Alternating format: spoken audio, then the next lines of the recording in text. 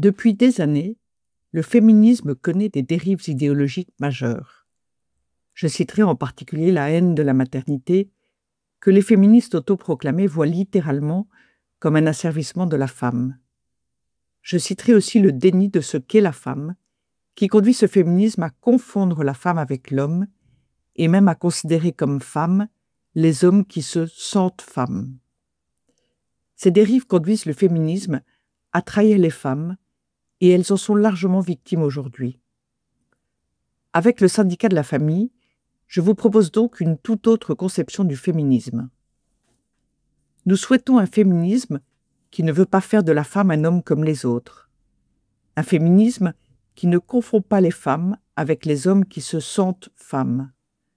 Nous aspirons à un féminisme qui assume que seules les femmes le sont par toutes les cellules de leur corps, que leur corps est différent de celui des hommes, ainsi que leur psyché, que seules les femmes sont concernées par un rythme cyclique, que seules les femmes ont la capacité d'accueillir un enfant en leur sein, de le mettre au monde et de le nourrir.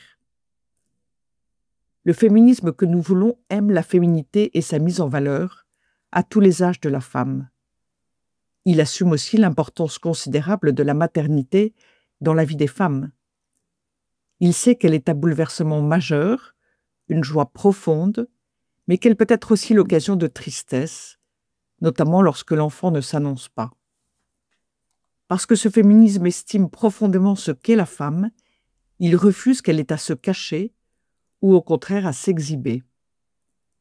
Nous aspirons à un féminisme pour lequel l'égale dignité entre la femme et l'homme est une évidence. Mais ce féminisme n'est ni en guerre avec les hommes, ni dans la rivalité ou la rancœur. Nous aspirons à un féminisme conscient que les hommes ont besoin des femmes, mais aussi que les femmes ont besoin d'eux. Ce féminisme ne réduit pas la société française contemporaine à un patriarcat systémique.